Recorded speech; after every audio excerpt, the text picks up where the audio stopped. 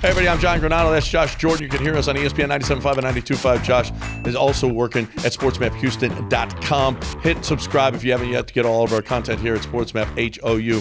Jeremy Branham, who also works here, he's on from noon until 3 with Joel Blank. He is on a campaign for the Texans to not draft a quarterback. He wants to trade back from the first overall pick. Drafting a quarterback could buy Caserio time as GM and draw interest back to the team. Will he feel the pressure to draft a quarterback with the first pick, even if he feels it's not the best player available? He'll feel the pressure. I don't know if he'll act on it, but absolutely. I mean, I'm sure he'll feel some from the McNairs. I mean, this has looked awful this year. Look at the stands. Nobody's there. And most importantly, they're terrible at quarterback. They need a quarterback.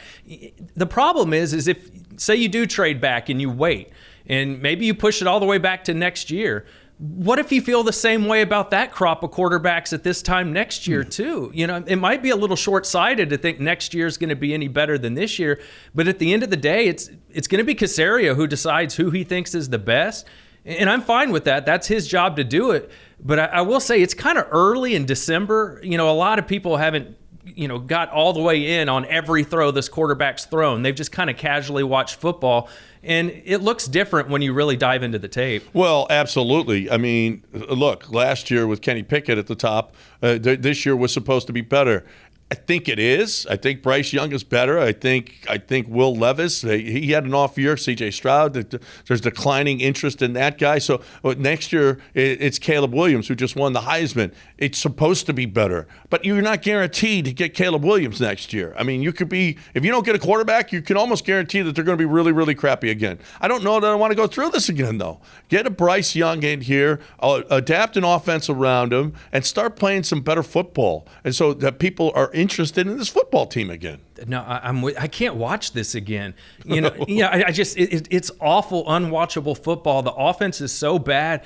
If they were getting blown off the field on defense but still putting up points, at least that's exciting, that's entertaining. But that's not what's going on. And and if you trade back and say, I was listening to Jeremy. He was like, maybe you get a guy in the second or third round. You could still take a quarterback this year. But my first reaction is then like, we're going to do the Davis Mills thing again, and then we're still going to need a quarterback. I just feel like if they believe in a guy, you got to take a swing and just hope for the best. We had an interesting call this morning calling for Lovey to be fired because that first overall pick needs the continuity of having a coach. Listen, Lovey is not a long-term answer here. Do you want Bryce Young to come in here and have a 1 year with Lovey, much like Trevor Lawrence had a year with Urban Meyer, and then he's got to learn a whole new system and new coaching? You're going to get an offensive guy in here.